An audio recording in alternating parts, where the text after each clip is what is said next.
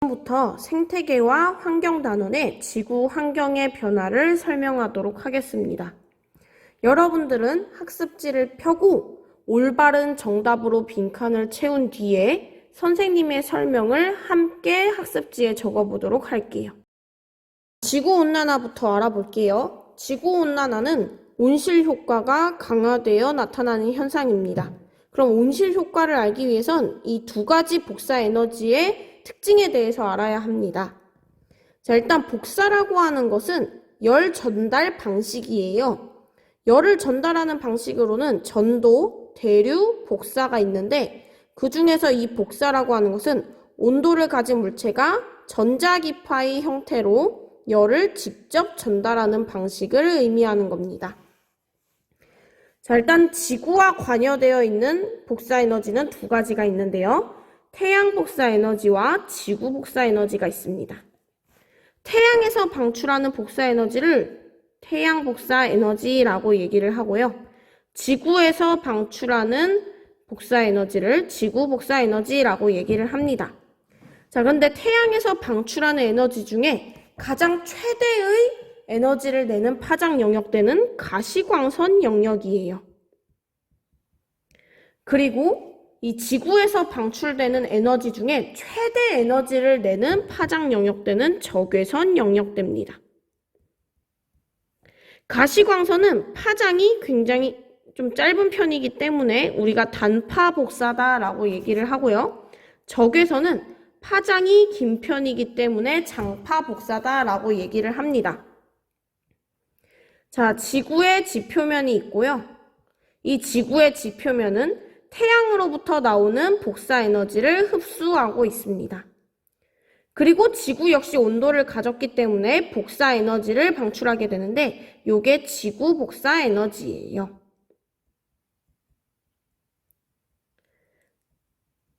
자, 그런데 우리 지구는 대기를 가지고 있죠. 자, 이 대기의 특징이 뭐냐면 바로 적외선을 잘 흡수하는 특징이 있다는 겁니다. 요런 애들을 우리가 온실기체라고 얘기를 하는데요. 적외선을 잘 흡수하기 때문에 지구 복사 에너지를 굉장히 잘 흡수한다라고 얘기할 수가 있어요. 그 예로는 수증기, 이산화탄소, 메테인, 오존 등이 있습니다. 자, 그럼 다시 그림으로 넘어가서 얘기를 해보도록 할게요. 자, 지구는 태양 복사 에너지를 흡수하고 지구 복사 에너지를 방출하고 있습니다.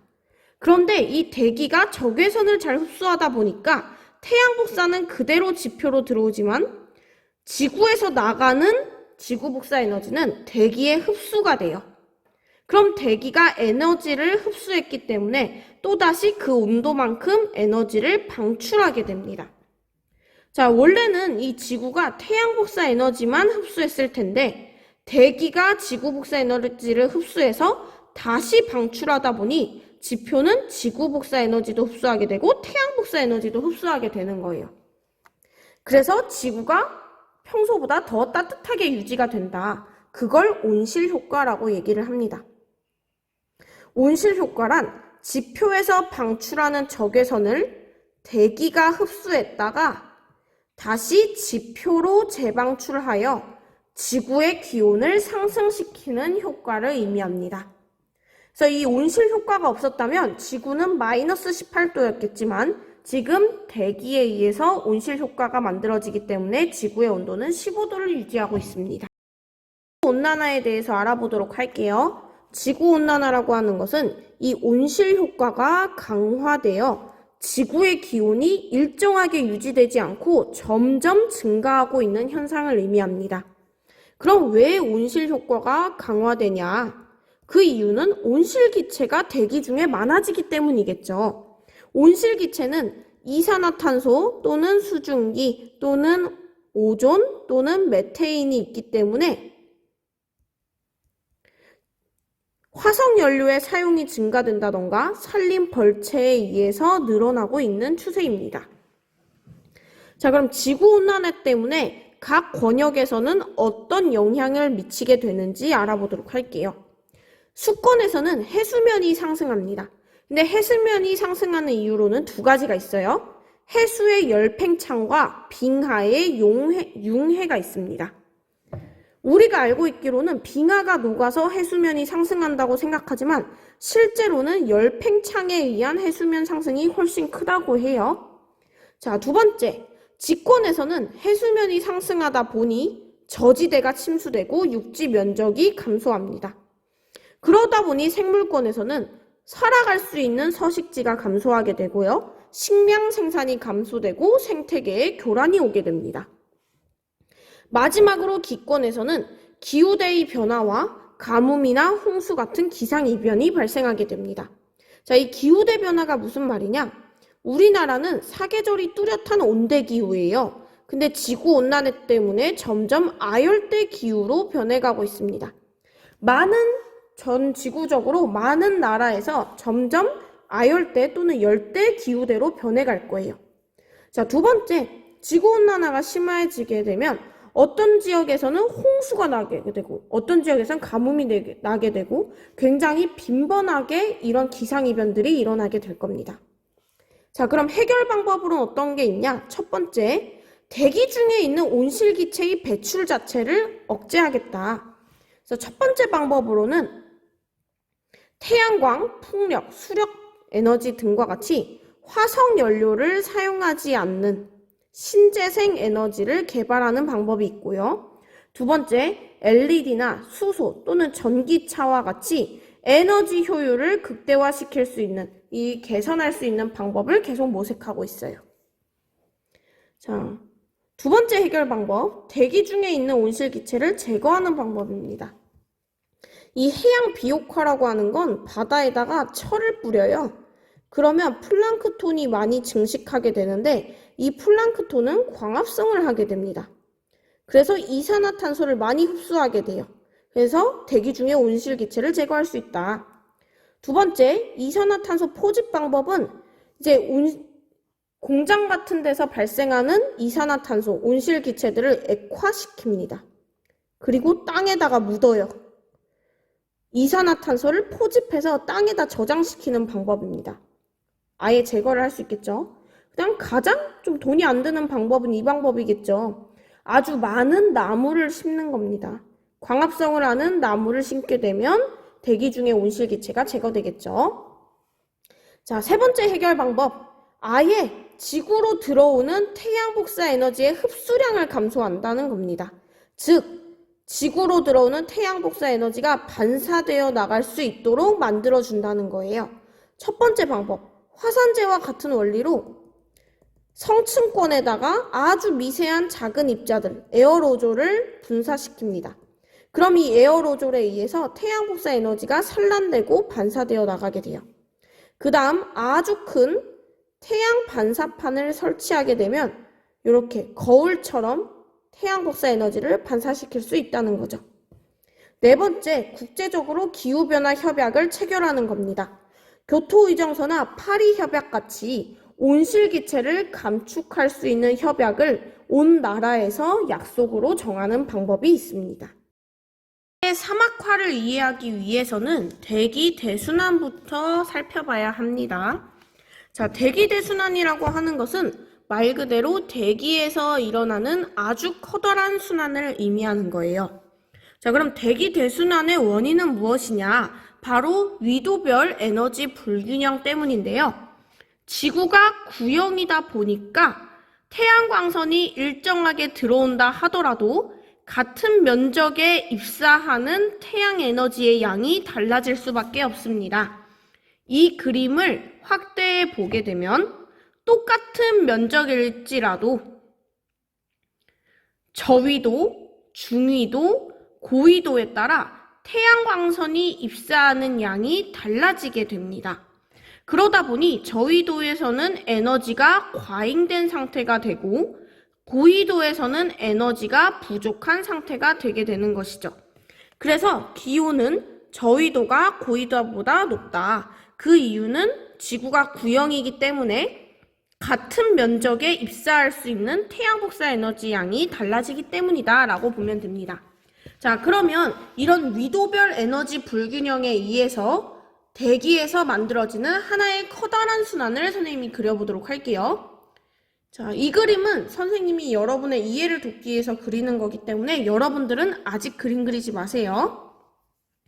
자, 요렇게 가로선을 우리가 위도라고 얘기를 합니다. 위도가 0도인 지역을 우리는 적도라고 얘기를 하고요. 30도, 60도, 그리고 극지방인 90도가 있습니다. 자, 이 적도 부근은 저위도기 때문에 굉장히 에너지가 과잉된 상태예요. 뜨겁다는 뜻이죠. 이 지표가 뜨겁게 되면 공기도 따뜻해지고 따뜻해진 공기는 가벼워져서 상승을 하게 됩니다. 자, 극지방은 반대로 지표가 굉장히 냉각된 상태예요. 너무 차갑다 보니까 공기도 차가워져서 무거워져 아래로 하강하게 됩니다. 자, 그런데 이렇게 하강한 공기는요, 지표를 뚫고 더 이상 하강할 수 없기 때문에 이 지표의 표면을 타고서 저위도까지 이렇게 내려오게 돼요. 자, 그리고 저위도에서 적도지방에서 상승한 공기는 성층권을 뚫지 못하고 이 고위도 지역으로 퍼져나가게 됩니다. 그래서 지구가 자전하지 않을 때는요, 극지방에서 하강한 공기와 적도지방에서 상승한 공기에 의해 이렇게 하나의 커다란 순환이 만들어지게 됩니다. 근데 이건 지구가 자전하지 않을 때의 경우예요. 실제로 지구는 자전을 하고 있죠. 지구 자전에 의해서는 3개의 순환세포가 만들어지게 되는데 그 그림을 그려보도록 하겠습니다. 자, 지구가 자전했을 때도 마찬가지로 적도지방은 공기가 뜨거워져서 위로 상승을 해요. 상승기류가 만들어집니다. 극지방에서는 공기가 냉각되어 하강기류가 만들어져요. 자, 그런데 이 적도지방에서 상승한 공기는요, 지구 자전 때문에 자꾸 휘려고 합니다. 자, 우리가 지구 자전 효과에 의한 가상의 힘을 전향력이라고 하는데요. 방향을 바꿔주는 힘이란 뜻이에요.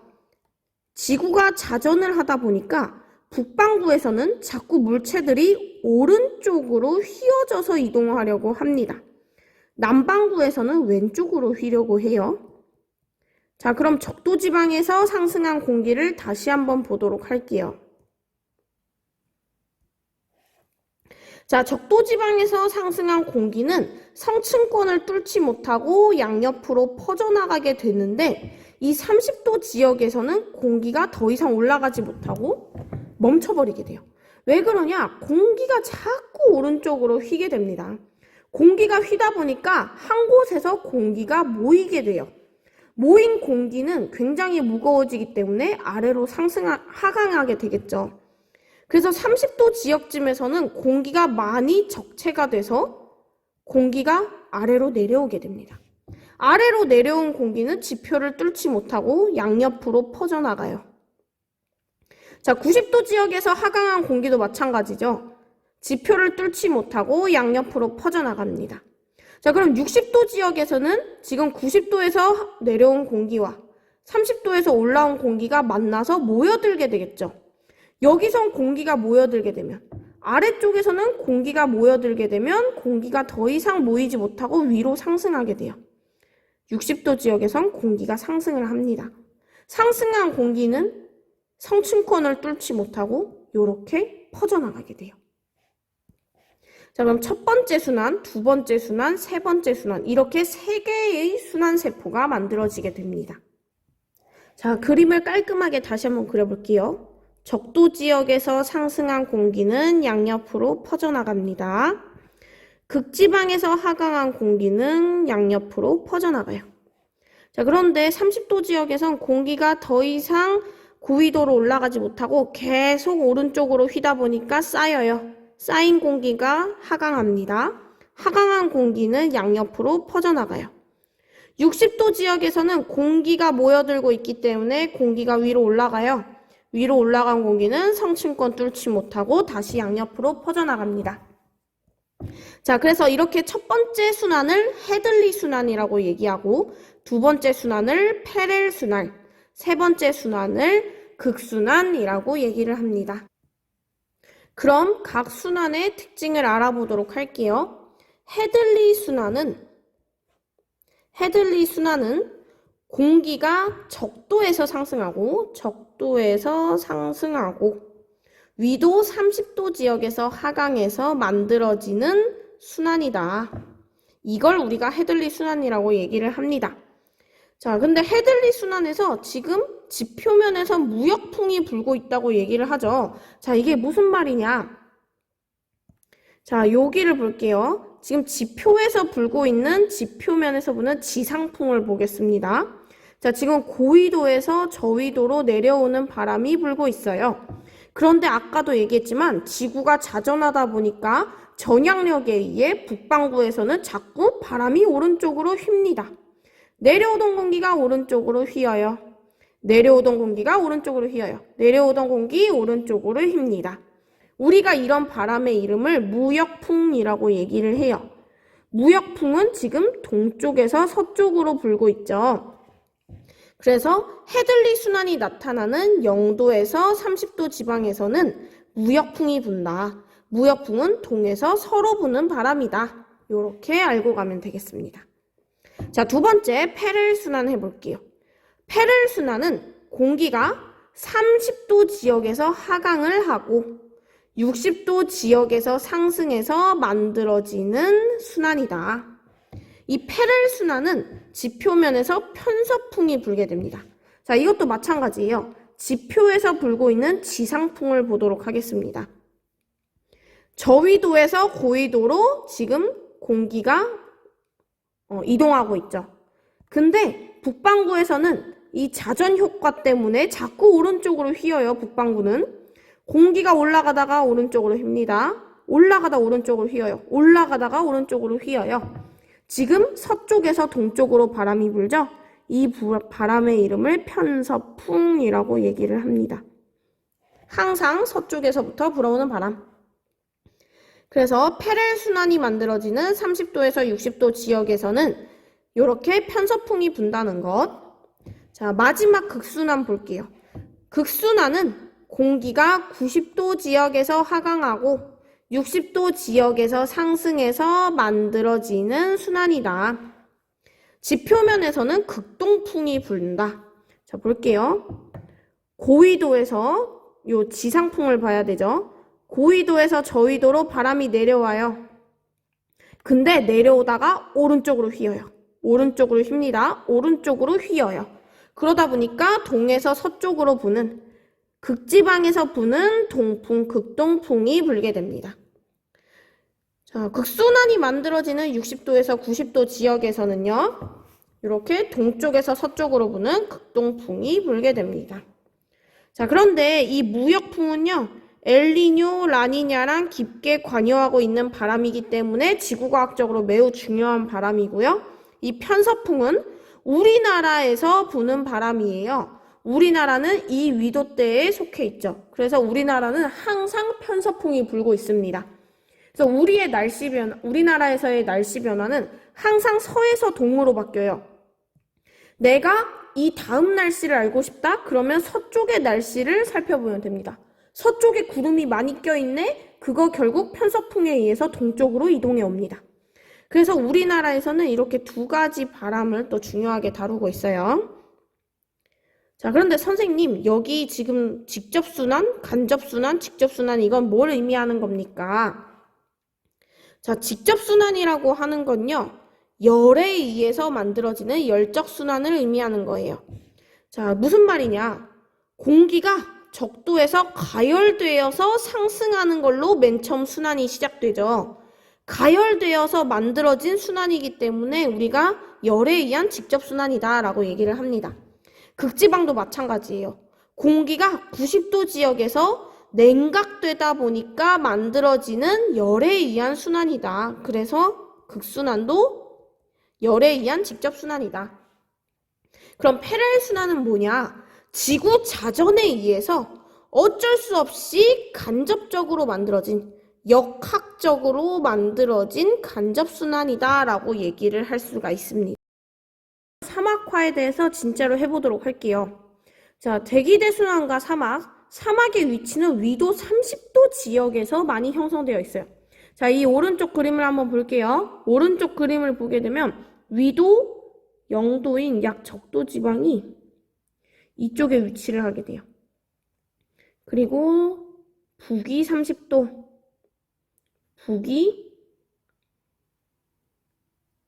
남위 30도 지역, 이렇게. 우리가 생각할 때는 뭔가 되게 뜨거운 지역인 적도지방에서 사막이 많을 것 같다라고 생각을 하지만요. 실제로는 이 30도 지역에서 굉장히 많은 사막이 만들어지고 있는 걸 확인할 수가 있어요. 자, 그러면 왜 그러냐? 바로 30도 지역에서 하강 기류가 발달하기 때문인데요. 자, 이렇게 고기압 지역에서는 공기가 하강을 하게 돼요. 공기가 하강하게 되면 단열 압축이 일어나면서 원래 있던 물방울들도 다 수증기로 변해버리게 됩니다. 그러면 있던 구름들도 싹 없어진다는 뜻이에요.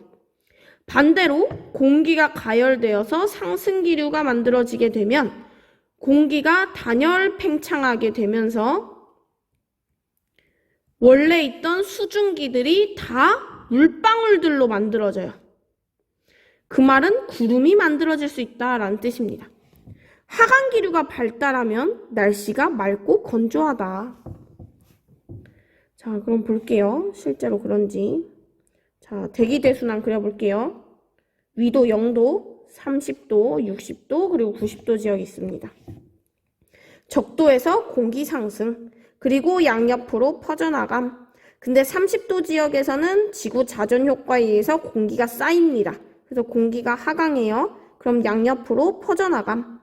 극지방에서 하강한 공기는 양옆으로 또 퍼져나감. 60도 지역에서 공기가 상승하며 양옆으로 퍼져나감. 자, 그러면 우리가 중요한 이 30도 지역을 보게 되면 하강기류가 발달하고 있어요. 그러다 보니까 날씨가 굉장히 맑고 건조하다. 즉, 증발량이 굉장히 많다. 그래서 사막은 이 30도 지역에 많다는 것. 자, 그럼 사막화는 뭐냐? 사막 주변의 지역이 다 황폐해져 가서 점차 사막으로 변한다는 것입니다. 그럼 사막화의 자연적인 원인으로는 무엇이 있냐? 강수량이 감소하고 증발량이 증가한다라고 되어 있는데, 여러 가지 자연적인 원인으로 숲이 사라지게 되면요. 결국 토지가 늘어나기 때문에 태양 복사 에너지를 반사하는 양이 늘어나게 됩니다. 그러게 되면 흡수량이 적어져서 지표가 냉각되게 되고 결국 하강기류가 만들어져서 점점 건조해진다. 즉 증발량이 늘어나는 원인이 있을 수 있다라고 얘기할 수가 있어요. 자, 그 다음 두 번째, 인위적인 원인으로는 뭐가 있냐? 과다 방목이라고 하는 건 이제 풀을 뜯어먹고 사는 생명체들을 많이 풀어놓는다는 거죠. 그러다 보니까 풀을 다 뜯어먹고 결국 토지가 황폐해지는 경우가 있고, 또 농작을 하기 위해서 이제 숲에다가 불을 지르는 경우들이 있죠. 아니면 이용하기 위해서 나무를 다 베어간다던가 산림을 벌채합니다. 그리고 계속 이제 경작을 번갈아 가면서 계속 하는 거예요. 1년에도 막 3-4번씩 경작을 하다 보니까 이 토지의 영양분들이 다 빼앗기고 결국 마르게 된다는 겁니다. 결국 사막화는 이런 원인으로 일어나고 있다. 그럼 사막화에 의한 피해는 뭐가 있냐? 환경적으로는 식생들이 파괴가 돼요. 원래는 아마존같이 우거진 숲에서 많은 생명체들이 살 수 있는데 이런 모래바닥밖에 없게 된다면 많은 생명체들이 사라지게 되겠죠. 그리고 토양이 점점 더 잘 깎여 나갑니다. 이 토양을 붙잡을 수 있는 생명체가 없다 보니까 비가 오면 금방 쓸려 나가 버려요. 네 번째, 모래가 점점 늘어나다 보니까 황사랑 모래 폭풍이 증가하게 됩니다. 사회 경제적 영향으로는요, 이 식물이 잘 자라지 못하다 보니까 식량이 부족하게 되고 또 이 물을 붙잡아 둘 수 있는 이 나무나 풀 같은 생명체가 없어지다 보니까 지하수가 생성되기가 어렵겠죠. 식수가 부족해지게 됩니다. 자, 그럼 대책으로는 어떤 게 있냐? 가축의 방목과 과잉 경작을 줄이는 방법, 그리고 나무를 많이 심어서 숲의 면적을 늘리는 방법. 세 번째, 국가에서 사막화를 방지하기 위한 약속, 사막화 방지 협약을 체결하는 방법이 있습니다. 엘니뇨와 라니냐에 대해서 배울 건데요. 엘니뇨, 라니냐는 이 대기 대순환과 해양의 순환에 대해서 또 이해를 하고 있어야 돼요. 자, 이 해수의 표층 순환이라고 하는 걸 볼게요. 해수를 보게 되면 굉장히 다양한 순환이 만들어지게 되는데 그 원인은 바로 바람 때문입니다. 대기 대순환에 의한 바람으로는 우리가 무역풍, 편서풍, 극동풍에 대해서 배웠어요. 자, 이 바람과 대륙의 분포 때문에 해수의 표층순환이 생기게 된다. 자, 그러면 일단 동서방향으로 움직이는 해류부터 보도록 할게요. 자, 동쪽은 여기 있죠. 서쪽은 여기 있습니다. 동에서 서로 움직이는 해류에는 북반구에서는 북적도 해류가 있고요. 남반구에서는 남적도 해류가 있습니다. 자, 그러면 이 북적도 해류와 남적도 해류는 동에서 서로 움직이고 있는데 어떤 바람 때문일까요? 그쵸. 동에서 서로 부는 무역풍 때문에 만들어지는 해류가 되겠죠. 자, 그럼 이번에 두 번째, 서쪽에서 동쪽으로 부는 만들어지는 해류는 북반구에서는 북태평양 해류, 남반구에서는 남극순환류가 있습니다. 얘네는 서에서 동으로 움직이고 있는데 어떤 바람 때문일까요? 그쵸. 편서풍 때문에 서에서 동으로 흐르게 되겠죠. 이게 이제 대기대순환의 바람에 의한 동서방향으로 흐르는 해류이다. 자, 근데 남북방향으로도 해류가 흐르게 돼요. 이건 바람 때문이 아니죠. 그럼 어떻게 되는 거냐? 바로 여기 있는 대륙 때문입니다. 자, 그럼 볼게요. 자, 북적도 해류가 동에서 서로 흐르다가 대륙을 만나게 되면요. 이렇게 고위도로 움직이게 됩니다. 남적도 해류가 동에서 서로 움직이다가 대륙을 만나서 고위도로 이동하게 돼요. 요런 애들은 저위도에 있던 따뜻한 물들이 고위도로 이동하기 때문에 따뜻한 난류라고 얘기를 합니다. 자, 그 다음 이 북태평양 해류가 서에서 동으로 움직이다가 대륙을 만나서 저위도로 움직여요. 자, 남극순환류가 서에서 동으로 움직이다가 대륙을 만나서 저위도로 움직입니다. 자, 고위도에 있던 차가운 물들이 저위도로 이동해요. 그거를 우리가 한류라고 얘기를 합니다. 남북 방향으로 흐르는 해류들은 대륙에 막혀서 만들어지는 해류들이에요. 자, 그런데 여기서 중요한 건 엘니뇨와 라니냐에 관여하게 되는 이 남적도 해류입니다. 자, 남적도 해류 여기 있죠? 이 남적도 해류를 보게 되면 지금 페루칠레 부근이에요. 그래서 우리가 이번 시간에 배울 엘니뇨와 라니냐는 여기 남반구의 동태평양 쪽에 있는 수온 변화를 가지고 우리가 엘니뇨, 라니냐라고 판단을 하게 됩니다. 그러면 이제 진짜 엘니뇨와 라니냐에 대해서 알아보도록 할게요. 엘니뇨의 개념은 동태평양 부근의 수온이 평년보다 0.5도 이상 높아지는 현상을 의미합니다. 자, 여기 위도 적도, 영도인 적도가 있고 여기 남아메리카 대륙이 있겠죠. 그리고 이쪽은 페루칠레예요. 페루칠레가 있는 남아메리카 대륙 쪽입니다. 그래서 이 페루칠레 쪽에 있는 동태평양 앞바다의 수온에 따라서 우리가 수온이 높아졌다? 엘니뇨. 수온이 낮아졌다? 라니냐라고 부르게 되는 겁니다. 그래서 엘니뇨란 수온이 높아지는 현상이고요. 라니냐란 수온이 낮아지는 현상을 얘기하게 됩니다. 자, 그러면 일단 평상시의 물의 흐름부터 우리가 보도록 할게요. 자, 평상시에 지금 페루칠레 앞바다를 선생님이 그려보도록 할게요. 여기가 페루칠레 있는 동태평양, 그리고 여기가 호주가 있는 서태평양입니다. 자, 일단 우리가 여기 적도지방 쪽이죠. 그래서 적도지방 쪽에서는 바람이, 무역풍이 불죠. 동에서 서로 부는 무역풍이 불고 있어요. 자, 그리고 이 무역풍에 의해서 바닷물도 같이 움직이게 되는데요. 동에서 서로 움직이는 이 바닷물, 남반구에서 적도 부근에 흐르는 해류를 우리가 남적도 해류라고 부르고 있습니다. 자, 그러면 이 페루, 칠레랑 호주 사이에서는 무역풍이 불어서요, 남적도 해류가 흐르고 있어요. 자, 이렇게 계속 해수가 표층이 따뜻하겠죠. 따뜻한 해수가 계속 서쪽으로 이동하게 됩니다. 그럼 서쪽 지방은 따뜻한 물이 쌓이게 되겠죠. 그럼 서쪽 지방에서는 따뜻한 물이 쌓여서 공기도 따뜻해집니다. 공기가 따뜻하게 가열되면 위로 상승을 해요. 그러면 구름이 만들어지고 구름에서는 비가 내리죠. 그래서 평상시에 서태평양은 되게 비가 많이 오는 지역이에요. 그럼 동태평양은 어떻게 되냐? 계속 따뜻한 해수가 서쪽으로 이동을 해요. 그러면 동쪽은 표층의 해수가 비겠죠. 이 표층의 빈 해수의 공간을 채워주기 위해서 깊은 곳에서부터 물이 올라오게 됩니다. 요거를 용승이라고 얘기를 해요. 자, 깊은 곳의 바닷물은 차갑죠? 차가운 물이 표층까지 올라오다 보니까 동태평양 표층에서는 수온이 낮습니다. 그러면 공기도 차가워지고 차가워진 공기는 무거우니까 아래로 하강하게 되겠죠. 하강기류가 만들어지게 되면 원래 있던 물방울들도 다 수증기로 변해버려요. 무슨 말이냐? 구름이 다 없어져 버린다는 뜻입니다. 그래서 동태평양 지역은 평상시에 굉장히 맑고 건조한 기후가 나타나는 지역이에요.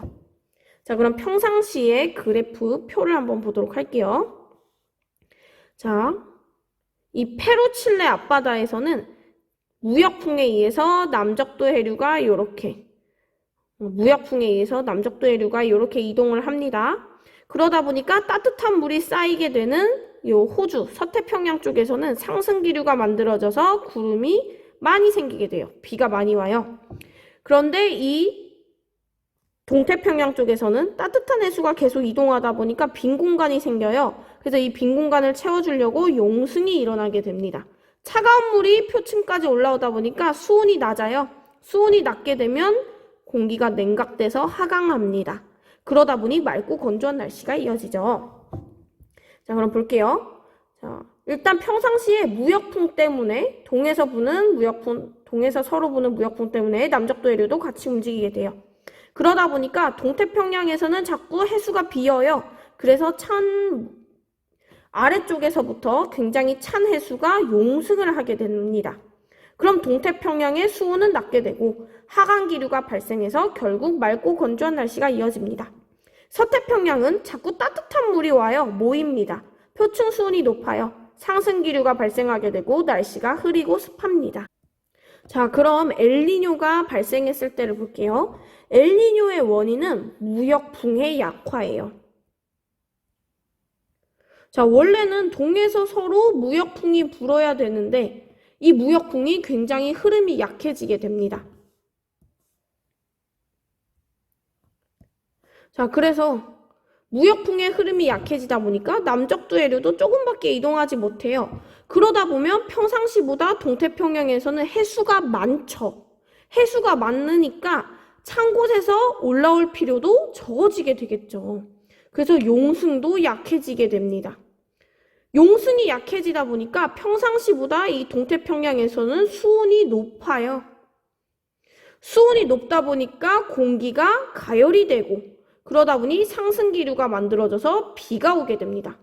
근데 이 지역은 원래 되게 맑고 건조한 날씨예요. 근데 무역풍이 약화돼서 이런 과정들에 의해 상승기류 때문에 비가 오게 됩니다. 비가 너무 많이 오게 돼요. 그래서 이 지역에서 홍수가 나게 됩니다. 자, 반대로 서태평양은 원래는 따뜻한 물이 이렇게 이동해 와야 되는데 거의 이동해 오지 않아요. 그러다 보니까 서태평양은 평소보다 수온이 낮아요. 차갑다는 뜻이죠. 하강기류가 만들어집니다. 여기 맑고 건조해요. 근데 여기는 원래 비가 많이 오는 지역이거든요.